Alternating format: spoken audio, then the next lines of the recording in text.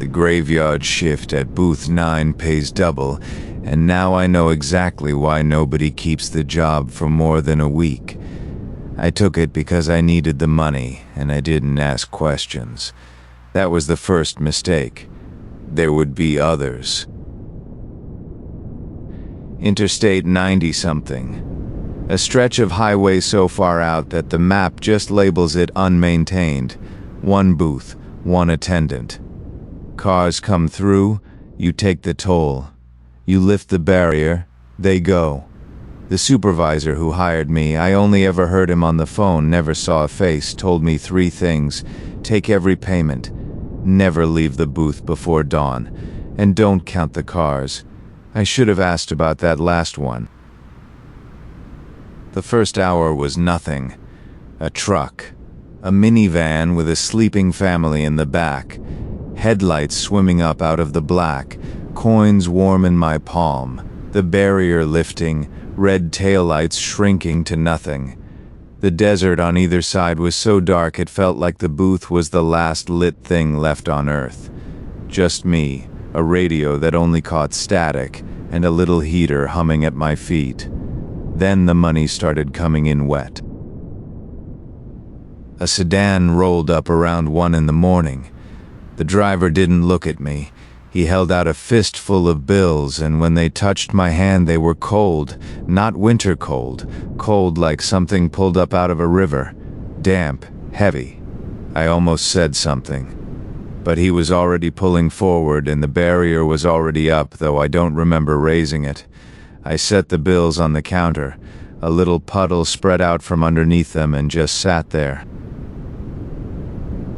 At 1:47 a car came through that I'd remember. An old station wagon, wood paneling, headlights the color of a dying flashlight. The driver was an older man, pale, polite. He smiled and said, "Long night?" And he paid in dry, ordinary money, and I was so relieved by that I almost thanked him. He drove on, normal, human. The most human thing I'd seen all night. 47 minutes later, he came back. Same wagon, same wood paneling, coming from the same direction, which made no sense, because there's no exit on that stretch. No turnaround, nothing but 100 miles of dark before the next town. He should have been long gone, but there he was, rolling up to my window. And this time he didn't smile. "Long night?" he said again. The exact same words, the exact same tone, like a recording. His hand, when he paid, was colder than the first time. I told myself it was a different man, a brother, a twin, a coincidence.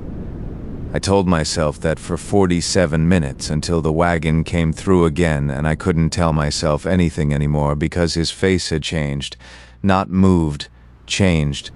Like someone had described a human face to a machine, and the machine had gotten it almost right. The eyes sat a little too far apart. The smile went a little too wide. "Long night?"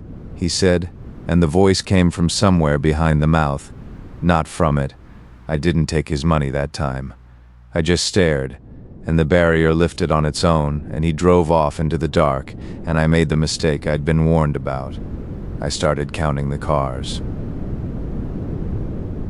Because if he came every 47 minutes, then I could count, I could know. And once I started, I couldn't stop noticing the others. The sedan with the wet money, it had come back too. 3 times, each pass, the driver slumped lower in his seat. The minivan with the sleeping family. The children weren't sleeping anymore. Their eyes were open now, all of them, watching me as they rolled past, none of them blinking. Every car I had waved through was still out there, circling on a road with no turns. I picked up the phone in the booth and dialed the supervisor. It rang once. Then my own voice answered, tired, flat, from somewhere far away, and it said, "Take every payment, don't leave before dawn." I hung up. I dialed again. It rang once, and I heard myself pick up on the other end, breathing, waiting, the way I was breathing and waiting right now. I put the phone down very carefully, like it might wake something. There's a ledger in the booth. I hadn't opened it. When I finally did, the pages went back years, and every attendant before me had written the same last entry, in handwriting that fell apart toward the bottom of the page. Don't count the cars, and under each name, a date, and the date was always the same night they started. Nobody had a second night. Nobody signed out. The wagon's headlights swung up out of the dark again. I checked the clock. 4 in the morning, 2 hours until dawn. I did the math I shouldn't have done. 47 minutes between passes. That's not enough gaps left before sunrise for him to keep his schedule, unless the gaps were getting shorter. He came at 4:31, then 4:54, then 5:09. The wagon barely left before it returned. The headlights never fully vanished into the dark anymore. They just dimmed and swelled, like something breathing. And each time the thing behind the wheel was less like a man and more like the idea of one, worn down to wet paper and a wide, wide smile. At 5:40, the wagon rolled up to my window and stopped, and didn't move. The engine ticked.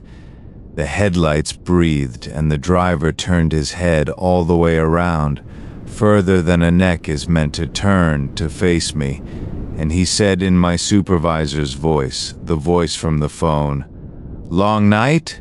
And I finally understood. The double pay. The single attendant. The rule about dawn. You don't work the booth to collect the toll. You are the toll. The sky's going gray at the edges now. I can see the desert taking shape, flat and empty. I can see the road, and I can see that there was never any road behind me, only ahead, only through the barrier. Every car I let pass went the one direction anyone can go from a place like this. The wagon is waiting. The barrier is up. It's been up this whole time. I've been counting the cars all night, and I only just noticed. I never wrote down the first one, mine.